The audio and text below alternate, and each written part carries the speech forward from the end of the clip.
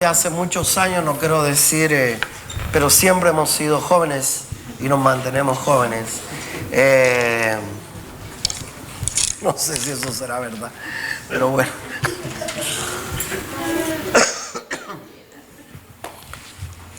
Pero usted se siente joven, ¿verdad que sí? Amén. Y quiero invitar, él es maestro por llamado de Dios, no porque él quiera ser maestro. Es uno de los, como me dijo el obispo, uno de los teólogos de Puerto Rico. Así que para nosotros es un privilegio poder compartir el altar con un siervo de Dios. Hermano Ramón va a saludar a su familia, a Ivonne y a Ruth. Que el Señor les bendiga mucho. Gracias por estar aquí con nosotros. Gloria al Señor. Dios los bendiga, hermanos y hermanas. Es un placer estar aquí en este día. Yo llamé al pastor y le dije que iba a estar en Miami visitando a mi hija, que se mudó hace poco aquí, y quería venir a adorar al Señor. Me dijo, predica. Yo tengo miedo a veces de decir a los pastores, ¿verdad? Porque rápido quieren que uno predique. Yo conocí un pastor loco una vez que prediqué en Crocs, pantalones cortitos y una camiseta. Me vio llegar y me dijo, ven y predica, Ramírez. Es que no estoy medio, olvídate de eso. Así que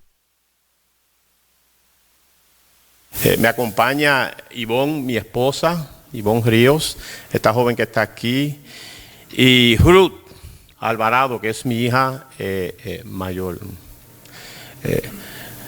Para los hombres que están aquí, aprendan a presentar a su esposa.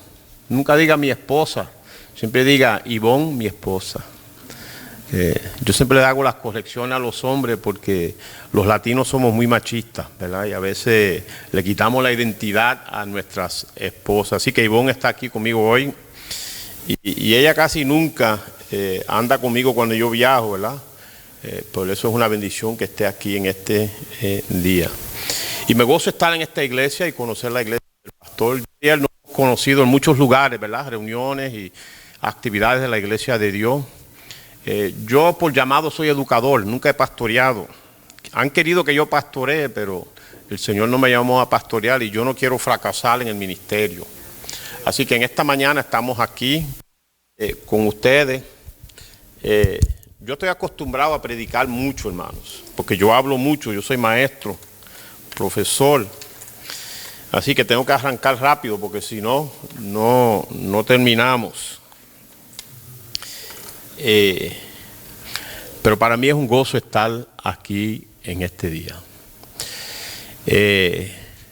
Como educador usted va a aprender mucho y quizás, como decía Amparo, que fue maestro, a veces hay que desaprender para aprender. ¿Cuánto escucharon a Amparo decir eso? ¿Se acuerda de Amparo? Amparo decía eso mucho. Hay que desaprender para aprender. Yo quiero invitarle a estar sobre sus pies, si puede, si no. Si usted tiene alguna dificultad o está cansado, quédese sentado. Como quiera es palabra de Dios, esté usted sentado o parado. Y yo quiero que usted vaya con este servidor a un salmo. Salmo 42 y 43. Los estudiosos creen que el Salmo 42 y 43 era un solo salmo, por un estribillo que hay dentro del salmo. Y en esta mañana, hermanos, yo quiero hablarles de algo que a mi entender, y en mi investigación doctoral, una de las cosas que yo encontré es que los pentecostales tenemos unos conceptos errados de lo que es la experiencia con Dios. Y hoy yo quiero hablarles no de la experiencia que usted tiene con Dios, sino de la experiencia que Dios tiene con usted. Y le voy a decir una gran verdad que a nosotros se nos ha olvidado, quizás nunca nos han enseñado.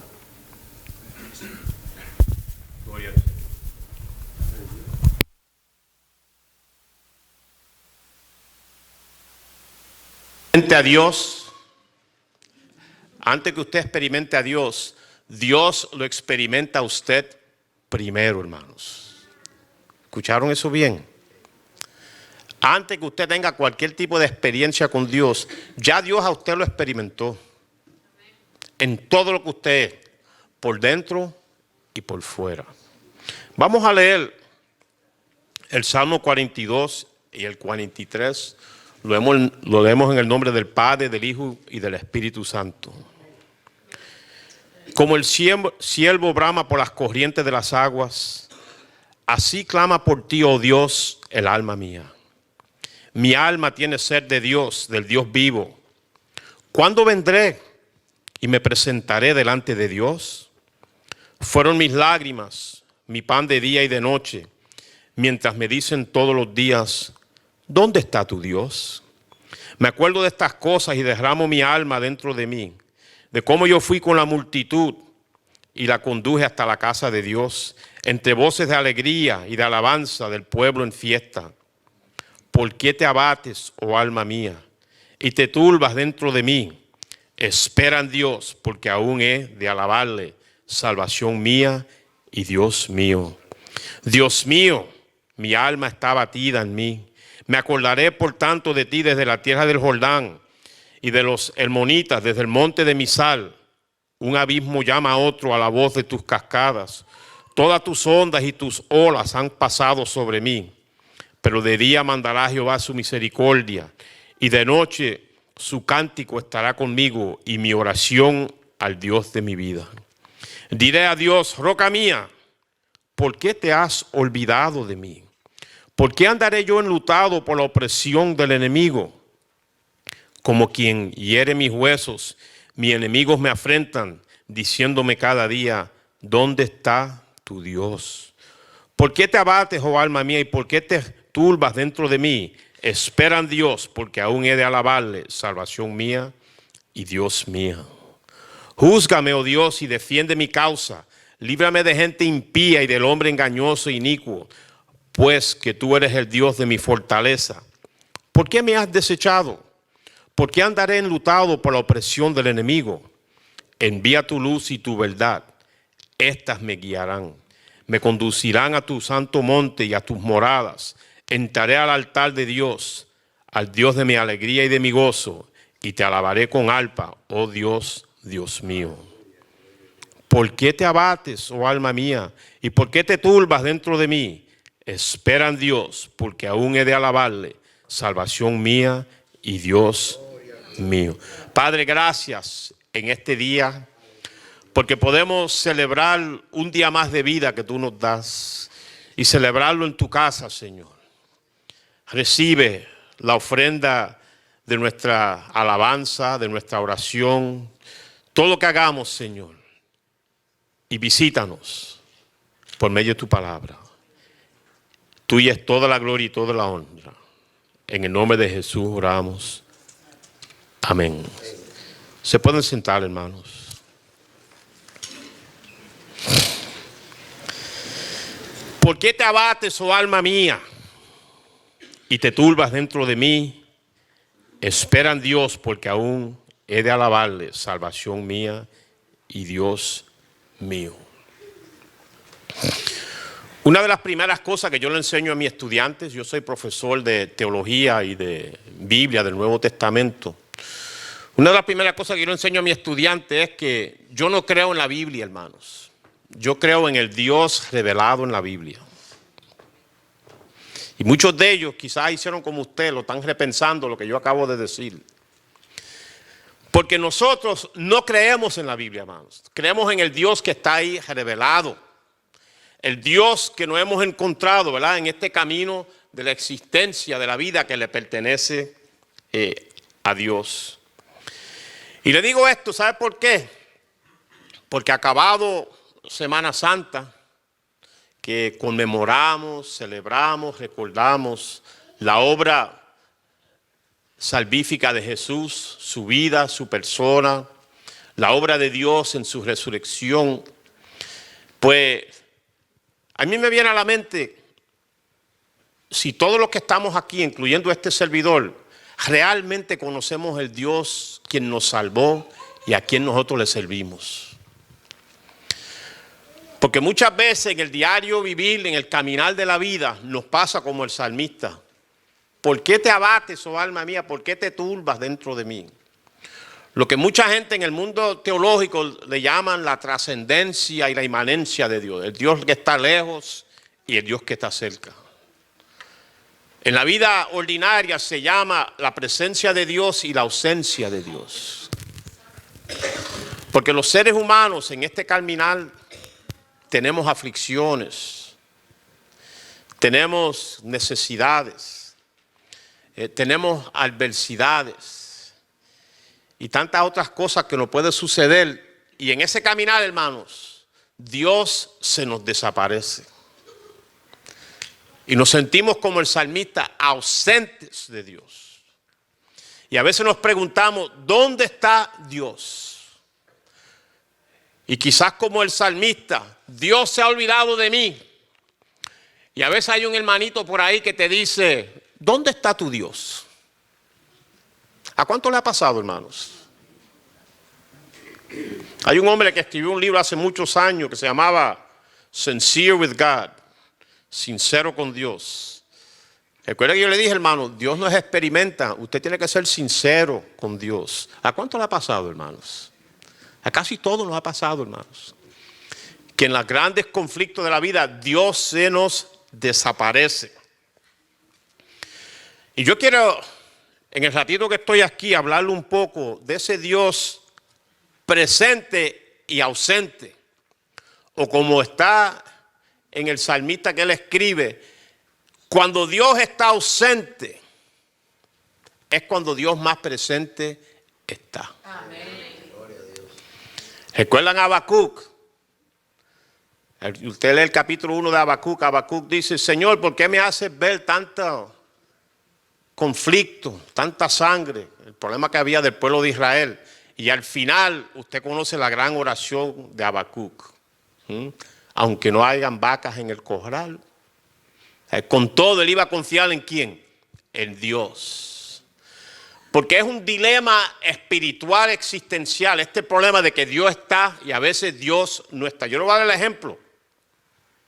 Culto pentecostal. Yo he sido pentecostal desde que el Señor me salvó. Entonces nosotros venimos al culto y cantamos como ahora. Señor, y cantamos, gloria a Dios y eso. Y de momento, viene la hermana Ivonne a orar. Y su oración es, Padre, tú que estás en los cielos, sentado en su... Pero en ese momento estaba aquí. Ahora está en el cielo sentado en el trono. Y porque nosotros mismos dialogamos mentalmente, Dios está aquí, otro momento está ¿qué? Está lejos. Y en esa dinámica de este Dios, yo quiero comenzar diciéndole, el Dios que usted conoce, lo hemos conocido en la cruz de Cristo. Yo fui católico hasta monaguillo, casi toda mi vida hasta que conocí al Señor, ¿verdad? Y yo lo conocía ¿de qué? Referencias, símbolos, una cruz, la Biblia. Yo conocía a Dios más simbólicamente porque habían cosas que me hablaban de Dios o me hacían entender que Dios estaba, pero yo no lo había experimentado. Pero cuando llegué a la cruz, como todos los que estamos aquí, en la cruz Dios está presente y está ausente, hermanos. Y yo quiero comenzar por ahí para que usted me pueda entender. Martín Lutero, gran teólogo de la iglesia protestante, decía en un tratado que escribió sobre la teología de la cruz, que cuando usted llega a la cruz, al Dios que usted encuentra en la cruz es el Dios de ira, hermanos. El Dios que está enojado, molesto por el pecado del ser humano. Y él dice que todos los seres humanos que llegan a la cruz, el primer Dios que conocen es el Dios de ira. Y nadie quiere el Dios de ira. Y él dice que cuando usted conoce al Cristo crucificado y Dios a usted lo perdona y lo hace hijo de Dios, él dice, usted después conoce al Dios que está detrás de la cruz. El Dios de amor, hermanos. Porque el primer Dios que nosotros conocemos, hermano, es el Dios de la ira. Pero Él está ausente en nuestra vida porque a nosotros nos han enseñado que el Cristo de la cruz con los brazos abiertos es el Dios de amor. Y no es verdad, hermano. Bíblicamente, teológicamente, el Dios de la cruz es un Dios molesto, enojado, airado, que está ahí para castigar el pecado.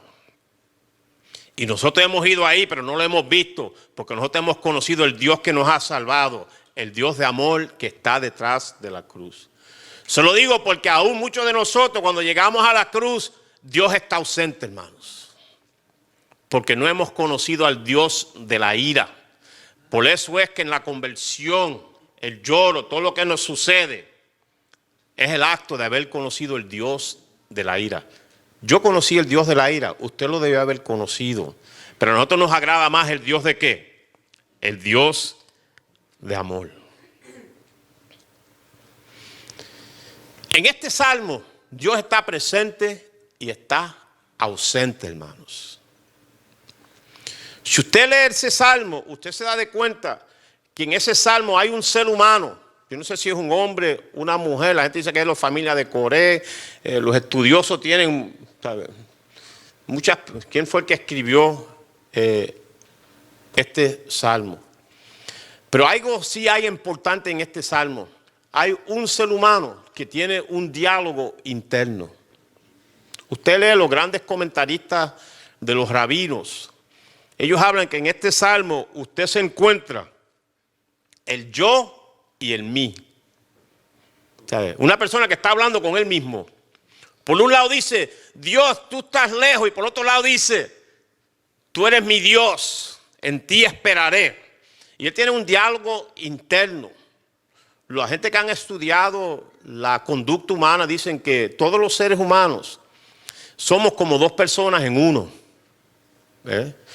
Por dentro desahogamos todas nuestras penas y nuestros conflictos. Por dentro decimos una cosa y por otro lado lo refutamos.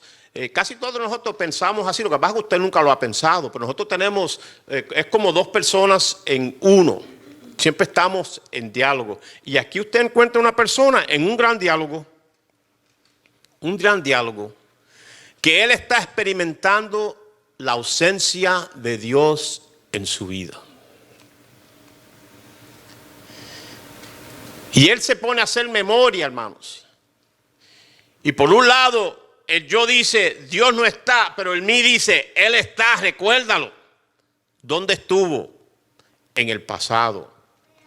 Una de las grandes milagros de Dios en el ser humano es el cerebro y la capacidad de la memoria. ¿Cuántos tienen memoria aquí del día que Dios a usted lo salvó? ¿Se acuerdan, hermanos? ¿Se acuerdan el día que usted lo salvó? Si usted no se acuerda, acuérdate de ese día. Eso es parte de la memoria de que hace Dios presente, hermanos. De que hace a Dios presente. Si usted nunca tiene otra experiencia más en su vida, la experiencia de salvación lo puede a usted mantener con fe hasta el día que Cristo venga, hermanos.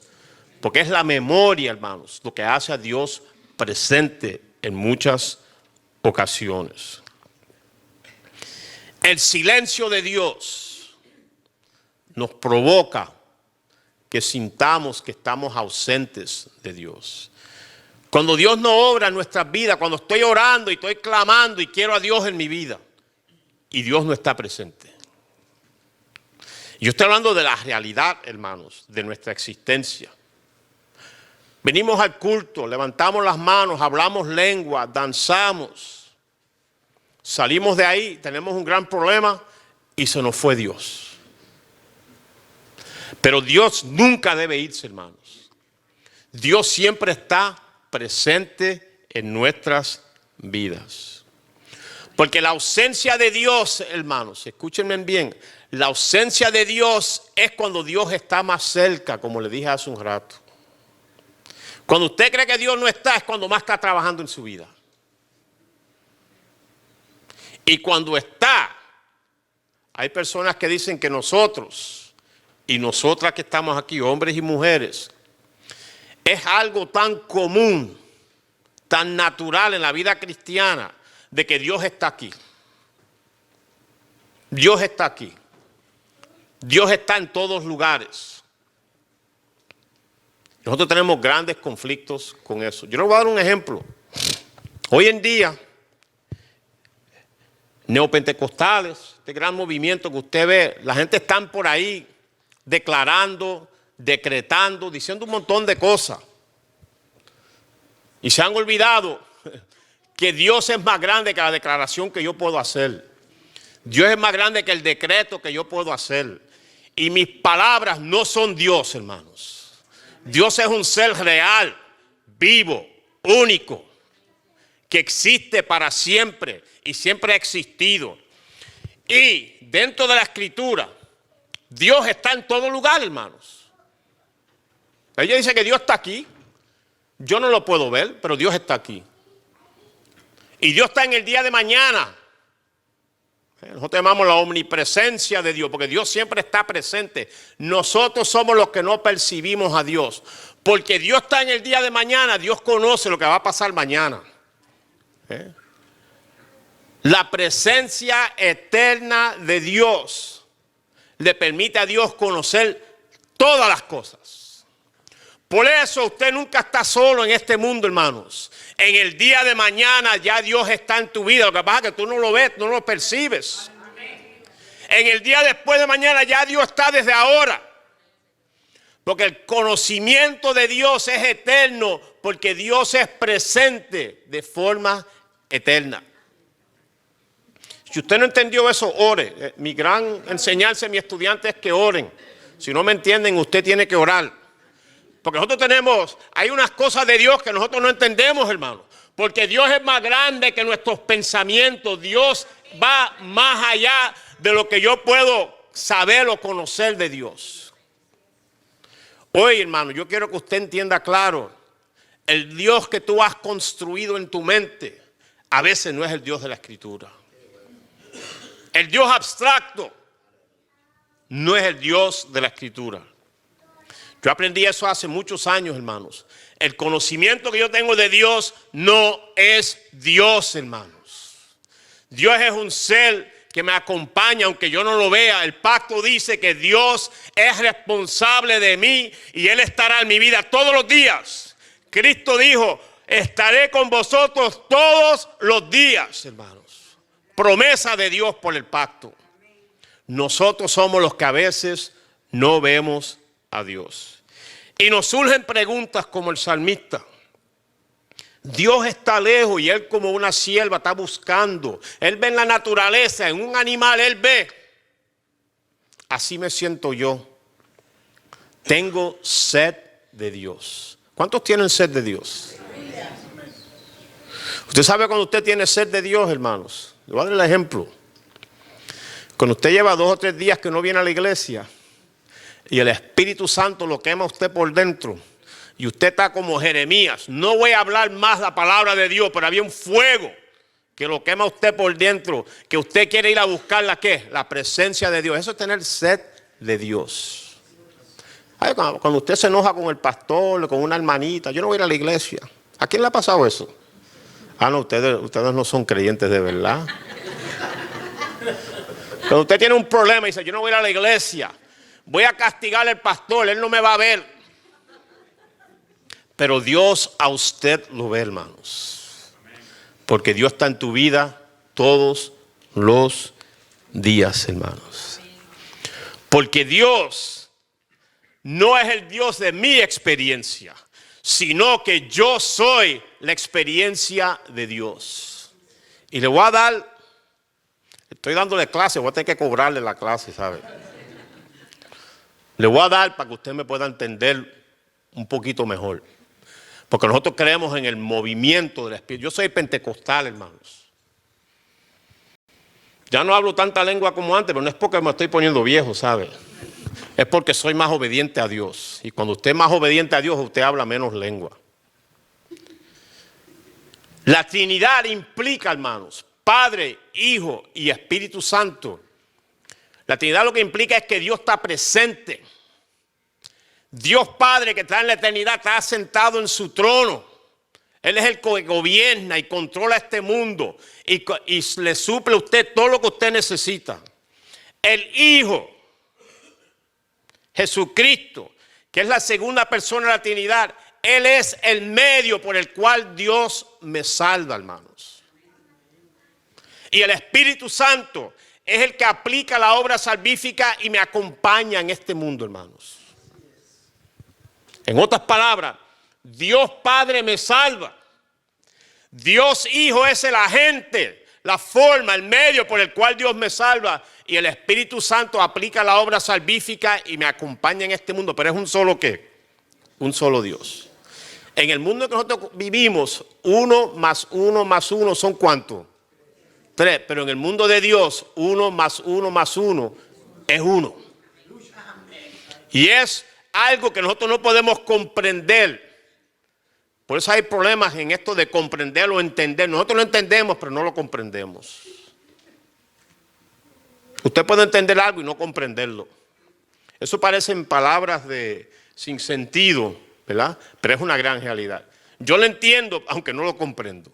Porque Dios nosotros lo entendemos, aunque a veces no lo comprendemos, hermanos. Así que en la economía de la salvación, como decía Irineo, Dios siempre está presente en mi vida porque Él siempre me está experimentando. El Dios que está en la eternidad, el Hijo que está a su lado y el Espíritu Santo que está aquí presente en nuestras vidas, hermanos. Y a veces Dios está lejos. Y lo vemos en la naturaleza como este salmista. Y no solamente eso, que él se pone a recordar cuando iba al templo a adorar. Y después ve a la gente que le preguntan, ¿dónde está tu Dios? ¿Dónde está nuestro Dios? El ejemplo más grande que está en la Escritura de dónde está tu Dios lo encontramos en el Cristo crucificado. Jesús en la cruz. Dios mío, ¿por qué me has desamparado? Y usted oye a la gente predicando esos Viernes Santos, que Dios quitó su vista de Jesús y la tierra se volvió oscura. Eso no es verdad. Eso es un jingle cristiano de Viernes Santo. Eso no es verdad. Eso no es verdad. Los estudiosos han señalado que Cristo en la cruz estaba citando el Salmo 22. Dios mío, ¿por qué me has desamparado? Porque cuando usted puede citar un texto bíblico, Dios se hace presente y usted tiene nuevas fuerzas en el Señor. Los estudiosos dicen que Cristo en la cruz estaba citando un salmo y en ese salmo Él se fortalecía en la cruz. Y hoy no es Viernes Santo, no le puedo decir, pero la cruz es la muerte más terrible. Es un horror la cruz. La Escritura dice que sin hermosura para verlo estaba Jesús. Y Cristo, ¿sabe cómo Cristo se fortaleció en la cruz? Recordando al Dios del Antiguo Testamento. Porque Jesús oraba al Dios del Antiguo Testamento, al Dios de Israel. El Dios hebreo era el Dios de Jesús. Y ahí usted ve que ausencia de Dios, pero la memoria trae presencia de Dios, hermanos. Recuerden, hermanos, cuando usted no siente a Dios, cuando le preguntan dónde está tu Dios, usted recuerde el Dios que lo ha visitado usted en el pasado. Por eso, hay personas que están enfermos y vienen al culto todos los días. Pueden tener enfermedades terminales, enfermedades de gran agonía y están aquí. ¿Usted sabe por qué? Porque la fe implica que yo siempre estoy esperando en Dios. Y aunque Dios no llegue, mi fe se mantiene. El de mayor fe no es el que Dios ha sanado. El que tiene mayor fe es aquel que Dios no ha sanado, pero está aquí esperando que el Dios que sana lo visite, hermanos. Pero es teniendo memoria y conociendo a Dios bien, hermanos. ¿Sabe por qué le digo eso? Yo enseño teología, yo enseño a mis estudiantes quién es Dios, los atributos de Dios, Dios esto, Dios aquello. Y el último día de clase les digo, el Dios que yo le enseñé no es el único, no es el verdadero Dios. Es lo que nosotros hemos sacado de la Escritura y hemos dicho, este es Dios.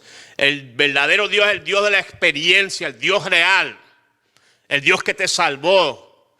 El Dios que te lavó con la sangre de Cristo. El Dios que envió el Espíritu Santo a tu vida. El Dios que te acompaña todos los días aunque usted no lo vea. El Dios del pacto, hermanos. La palabra pacto la hemos eliminado de nuestro vocabulario, hermanos. Ahora todo es por gracia. Sácase de eso de su mente y de su corazón. Esto no es por gracia, hermano. Esto es por pacto. Cristo murió en la cruz y yo lo recibo como mi Salvador. Y Dios hace un pacto conmigo. Este es por pacto. Que dentro del pacto hay gracia. Pero la gracia no viene antes del pacto.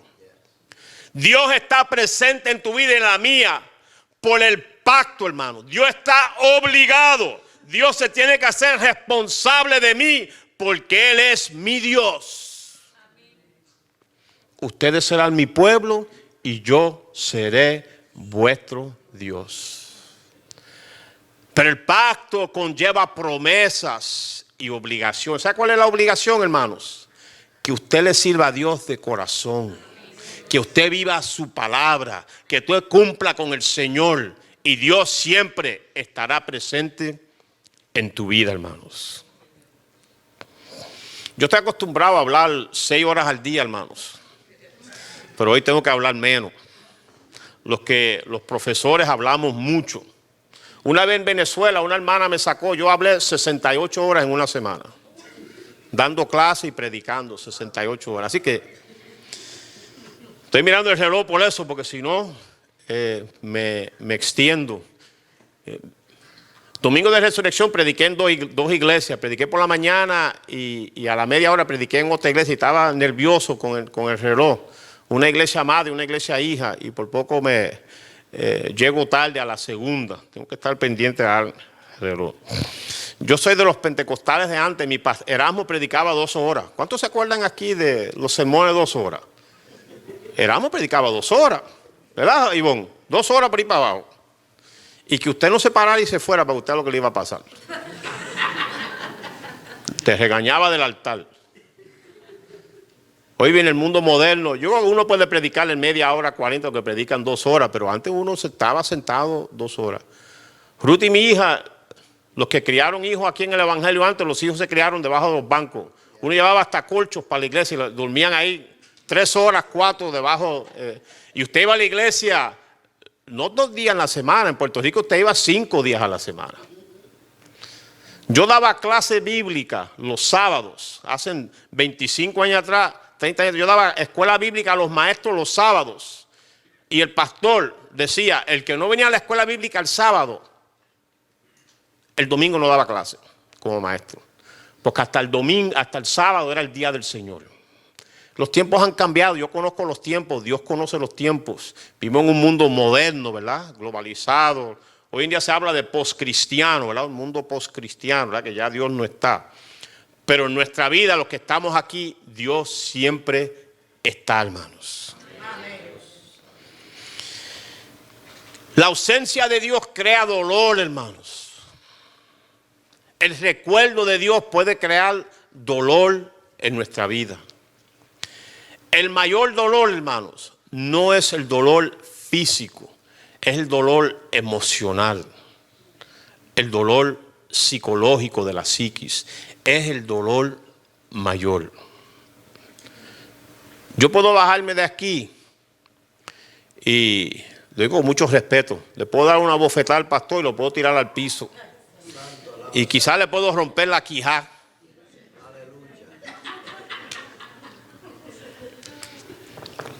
Y él puede estar dolorido, pero si yo lo ofendo con una palabra, el dolor le puede durar más. Le pueden arreglar la quijada, se puede ver hasta más bonito después de que lo arreglen. Pero si yo le digo una palabra ofensiva, ese dolor puede estar por años y años y años y años. Porque el dolor mayor es el dolor emocional, el dolor psicológico. El mayor dolor del cristiano es cuando usted no ve a Dios y eso le causa a usted ¿qué?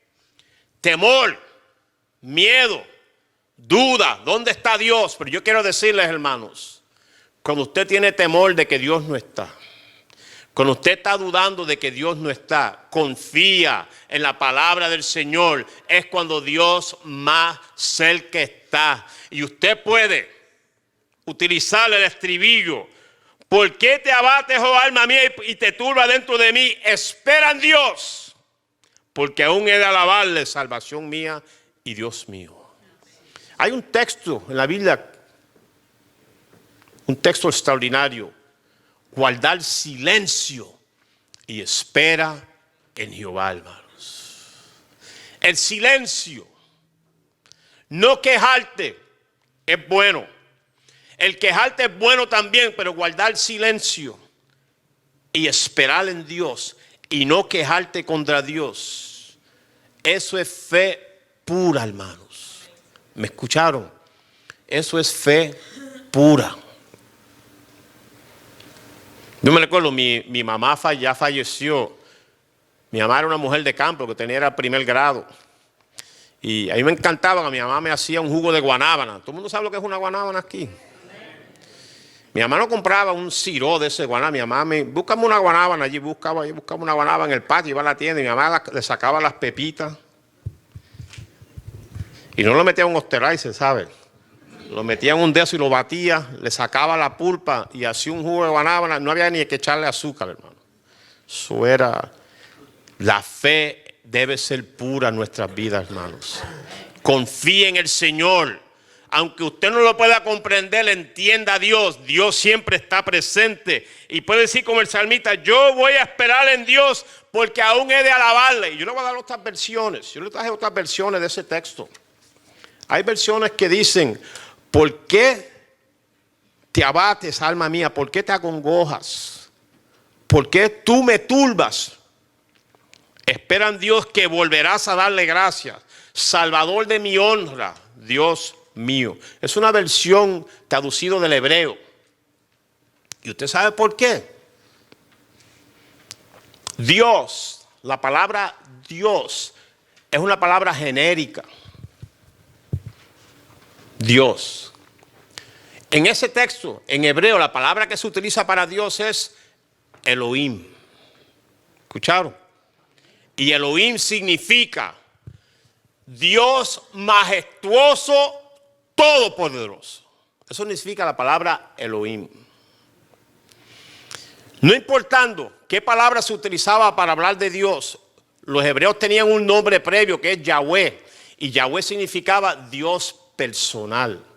Hay gente que han traducido ese texto como cuando él dice Dios, dice Yahweh Elohim, que es Dios personal, todo majestuoso y todopoderoso. Yo no lo comprendo, pero lo entiendo. Cada vez que el salmista menciona, en este texto se menciona a Dios 22 veces, Elohim se menciona 22 veces. Y en cada lugar, esa descripción de Dios es una experiencia que yo deseo tener con Dios. Yo quiero que el Dios majestuoso, todopoderoso, me visite, hermanos. Porque Dios es una palabra genérica. Los paganos tienen dioses también, pero nosotros tenemos a Elohim, el Dios majestuoso, todopoderoso. Hay que buscar a Dios dentro de las tribulaciones, las aflicciones, dentro de las adversidades. Hay que buscar a Dios, pero yo quiero decirle, hermanos, usted nunca encuentra a Dios. Dios lo encuentra a usted. Amén. Por ahí la gente dice, no, en el momento menos esperado Dios se aparece. No, Dios no se aparece. Dios se hace visible, se manifiesta, porque Dios siempre ha estado, hermanos. Nosotros no andamos solos en este mundo. Dios siempre anda con nosotros. Un gran teólogo del Antiguo Testamento, Aycroft, decía que el Dios del Antiguo Testamento y el Dios de la Biblia es el Dios del pacto. Y él lo llamaba el compañero del pacto. El Dios que me acompaña. Yo me recuerdo cuando a mí el Señor me salvó, mi primer pastor me enseñó, Ramón, el culto comienza en casa. ¿Cuántos escucharon eso antes? El culto comienza en casa. Y me decía, en el baño empieza a cantar. Usted tiene que empezar a adorar a Dios antes de llegar a ¿dónde? al templo porque el culto comenzaba en casa. Y él no lo sabía, pero él lo que me estaba diciendo es que Dios no está en el culto, Dios está presente en todo momento en tu vida. Lo que pasa es que hay momentos dados que usted tiene que ¿qué? Manifestar la presencia de Dios en tu vida. Por eso el culto comenzaba en casa, ¿verdad? Y aquí era donde Dios se me manifestaba en el culto, hermanos. Ya estoy terminando, no se pongan nerviosos, hermanos. Me quedan como 2 páginas aquí, pero estamos terminando. Experiencia pasada de Dios en mi memoria crea esperanza. Y la esperanza vuelve a crear en mí otra experiencia, hermanos. ¿Y tú sabes cuál es esa experiencia? De que Dios está presente y se manifestará. Yo sé que le estoy cambiando los muñequitos hoy, pero yo le voy a cambiar otro muñequito. Los rabinos dicen que todos los salmos son salmos educativos, eran pedagógicos. Y hay un Brueggemann, un teólogo del Antiguo Testamento, decía que los salmos son el testimonio de Dios y el antitestimonio de Israel. Quejas, lamentaciones, sus problemas, ellos le hablan de Dios de eso. Y él decía que los salmos son orientación. Yo estoy bien con Dios, estoy bien orientado, llegué al culto, Dios está aquí. Y después decía que el salmo movía un paso y te decía, tú estás desorientado. Dios no está en el culto porque usted llegó, Dios no está. Dios siempre ¿qué? Ha estado. Y después decía que el salmo se mueve de la desorientación a lo que él llama la reorientación. El salmo le enseñaba que usted pensaba que estaba orientado, pero estaba desorientado, pero ahora Dios lo vuelve a ¿qué? A reorientar, hermanos. Esa era la función. Y este salmo tiene esa función. Mire, hermano, a veces cuando pensamos que mejor estamos, es cuando más malos estamos delante del Señor. Y si usted reconoce la desorientación, estoy desorientado, Dios vuelve a reorientarnos, hermanos. La desorientación es cuando usted cree que Dios está lejos, que Dios está ausente. Dios siempre está presente, hermanos. Siempre está presente.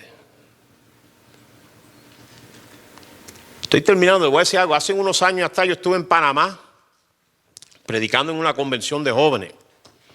Di unas clases en el instituto en Panamá y después fui a predicar. Y yo no veo los demonios. Yo sé que los demonios están. Y mi físico, mi cuerpo, me dice que hay demonios porque a mí me da dolor de cabeza. Yo no padezco dolor de cabeza. Pero cuando aparecen demonios por ahí, estamos hablando dentro de la iglesia, en el templo, me da dolor de cabeza. Esa noche yo tenía un dolor de cabeza fuertísimo. Y llegué a la casa del pastor donde me estaba quedando un segundo piso. Él estaba arriba, yo abajo. Y no hice nada más que entrar en la habitación y me agarraba un demonio, hermanos. Así me agarró, me abrazó y me tapó la boca y me tiró al piso. Y yo no me podía mover, hermano. Así, mira.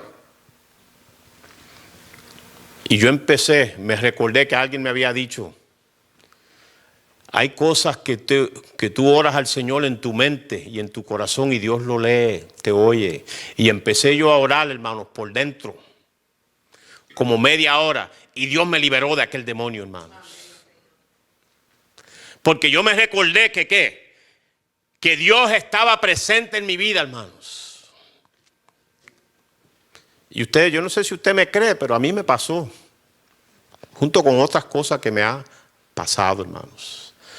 Porque cada día tenemos experiencias nuevas con Dios. O mejor dicho, cada día Dios tiene experiencias nuevas con nosotros, hermanos. Porque antes de que yo experimente a Dios, Dios me experimentó a mí primero. En agosto del año pasado yo estuve en Semisur, nuestro seminario allá en Semisur, donde está Francisco Jiménez. Estuve allá, me invitó Compassion y World Vision, me invitaron. Y yo di una ponencia sobre un nuevo movimiento que hay a nivel mundial. Lo llaman el Child Theology Movement, el movimiento de la teología de la niñez. Y escribí un papel y fui. Y alguien me dijo, cuando iba para allá, me dijo, ¿pero qué tú vas a hacer allí? Hablar de la niñez.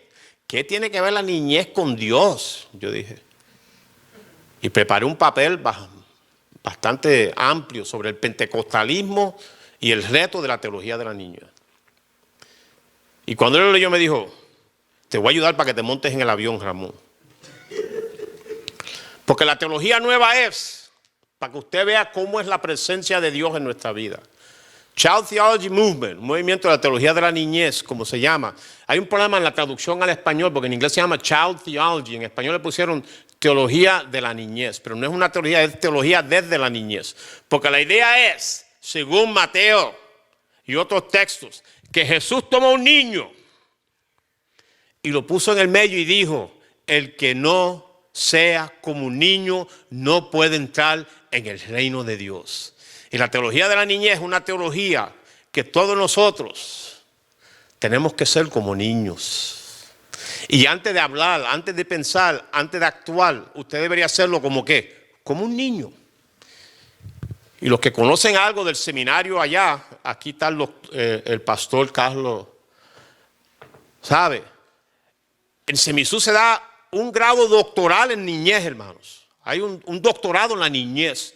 La niñez es algo importante. Y la nueva modalidad, teológicamente, es, si usted quiere entrar en el reino de Dios, usted tiene que ser como un niño. Tiene que ser como un niño. El vecino al lado de mi casa dice que yo me parezco un niño. Yo me gusta jugar con mi nieto, soy medio juguetón, ¿verdad? Pero no, eso no es el concepto de niñez. Y niñez es el concepto de ¿qué? Inocencia. Estar abierto a la experiencia de Dios. Obediencia a Dios. Todo eso es teología de la niñez, hermanos. Y alguien me dijo, yo dije, ¿por qué? Porque la presencia de Dios en nuestra vida, desde esa óptica es, Dios se hace presente si usted es un niño, hermanos. Abierto a la experiencia de Dios, abierto, sensible a la palabra de Dios. Que usted quiera jugar con. Hay una persona, Harold Segura, que es un teólogo de Costa Rica, escribe mucho de jugar con Dios. ¿Cómo yo juego con Dios? ¿Por qué le digo esto, hermanos? Porque nuestros conceptos de Dios muchas veces están lejos de los conceptos bíblicos y cómo la gente está haciendo teología hoy en día. Esa es la nueva teología, Child Theology Movement. Yo tengo una invitación para ir en julio, agosto a Inglaterra, que hay una consulta sobre la teología de la niñez. Hubo una en Sudamérica, han habido varios, del 2002 un movimiento, han habido varios. Y los que conozcan el Compassion y los grandes movimientos de la niñez, hoy en día hay una ventana. La ventana, lo que dicen, la ventana 414, ¿sabe cuál es? Que si un niño se salva, niño, adolescente se salva, nunca se aparta del Señor. Lo que se aparta del Señor somos los viejos. La gente que se convierten en la adultez y en la vejez son los que se apartan. La teología de la niñez es que un niño nunca se apartará, hermanos. Por eso la gente ahora está bregando mucho con la niñez. Compassion, World Vision, es bregando con los niños. Y hay muchos niños, ¿sabe? Pregúntale al pastor que estuvo allá en Asia, cómo está el niño, ¿verdad, pastor? El niño. Quiero terminar, hermanos, diciéndole algunas cositas más del estribillo. Si usted mira todas las preguntas que hace el salmista, todas las preguntas que él hace, y las preguntas que le hacen, ¿dónde está tu Dios? Él la contesta, espera en Dios porque aún he de alabarle, salvación mía y Dios mío. Servir a Dios, hermanos, no es una droga como alguna gente cree. Marx decía que la religión era la droga, mantenía a la gente pasivo. El comunismo decía eso, ¿verdad? La religión no es una droga que lo mantiene usted tranquilo. No es un abrir y cerrar. No es subir o bajar. No es que, como dicen a veces, voy a ir para la iglesia el domingo porque hay que enchuflarse con Dios. Nosotros tenemos unos refranes, hermanos, que son vergonzosos, hermanos. Usted nunca se tiene que enchuflar con Dios porque Dios se enchufló con usted desde el día que lo creó y desde el día que lo salvó usted. Dios está enchuflado con usted. Y a veces nosotros nos queremos enchuflar con Dios y tenemos un montón de cositas que decimos que no tienen nada que ver con Dios, hermanos. Nada que ver con Dios. Porque esto no es una religión, esto es una vivencia. Y el primero que vive tu vida es Dios, que te conoce como me conoce a mí. Y usted mira las preguntas y el salmista está lejos de Dios. Tiene dolores, tiene angustias. Todo parece algo contrario a su realidad. Pero en la ausencia de Dios es cuando Dios se mueve en tu presente. El modo de Dios estar presente es que usted sienta la ausencia. Déjame decírselo de nuevo. El modo que Dios se haga presente en tu vida es que usted sienta la ausencia, sienta el dolor, el recuerdo, ese Dios presente en tu vida. La ausencia se siente. ¿Escucharon, hermanos? La ausencia se siente.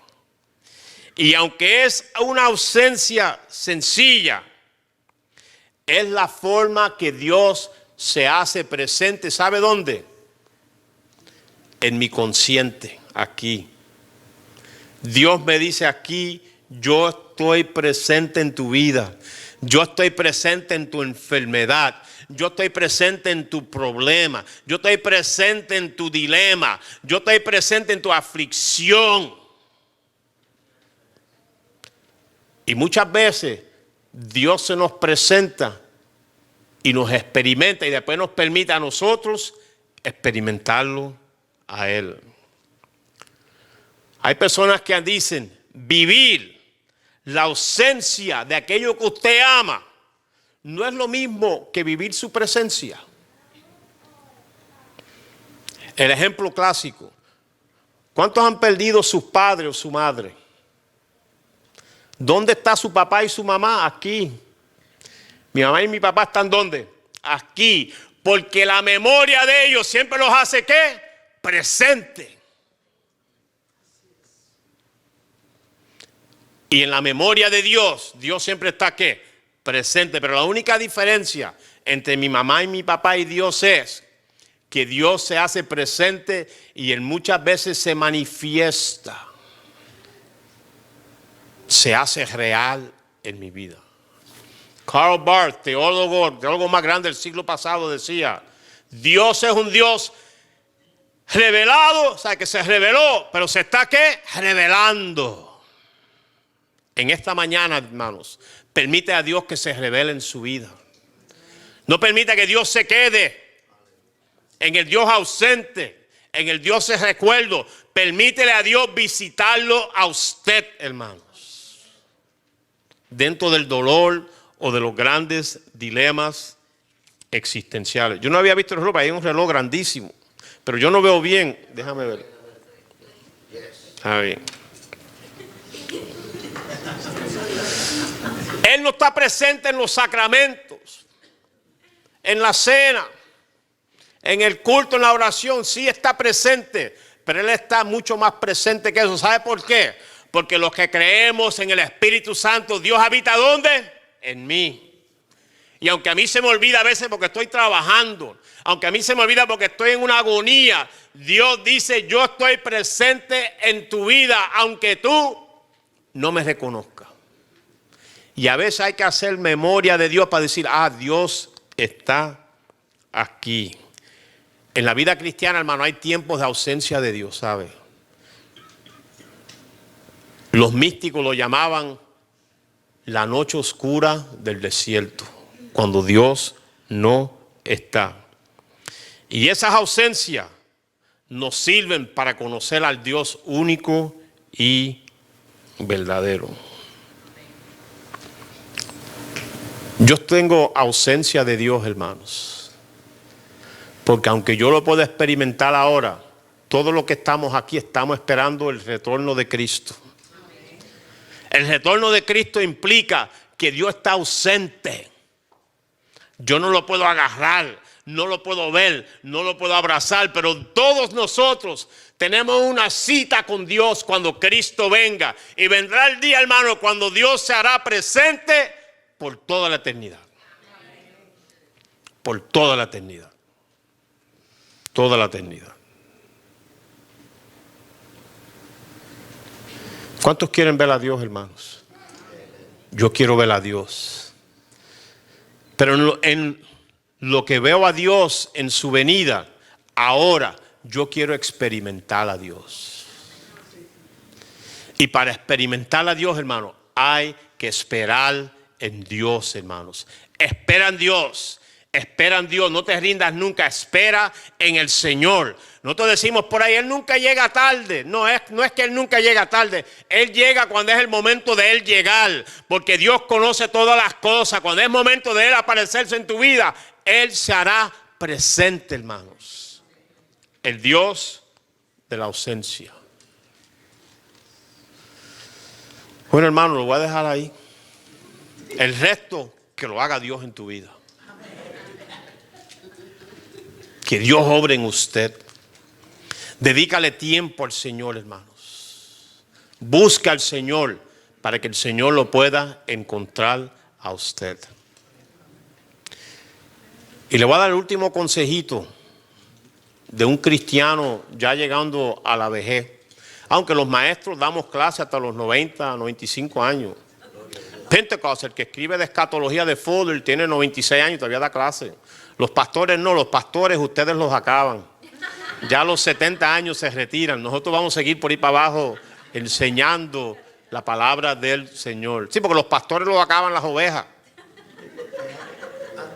Es una gran verdad, hermano. Yo digo las verdades porque yo duermo con Dios y con Celia Ivonne Río. Yo no duermo con más nadie. Al único que yo le rindo cuentas a Dios y la hermana. A más nadie. Permítele a Dios visitarlo usted, hermanos. Créale al Señor de la experiencia. Cuando Dios lo visita a usted, que Él encuentre lo que Él estaba esperando. Que Él encuentre la obra que Él está haciendo en usted. Que Dios pueda alabar. Esto es lo que yo esperaba de mi hijo y de mi hijo. Porque en 1 Corintios hay un texto que dice que cuando usted entre a la presencia de Dios, usted recibirá una alabanza de Dios. Pero antes de entonces, yo creo que Dios alaba cuando Él visita y encuentra lo que Él está esperando en nuestras vidas. Y una de las cosas que Él espera, ¿sabe lo que es? La paciencia. Espera en Dios, hermanos. Espera en Dios, no te rindas. Haz como el salmista. Espera en Dios porque aún he de alabarle, salvación mía y Dios mío. Póngase en pie, hermanos. Vamos a orar en esta mañana.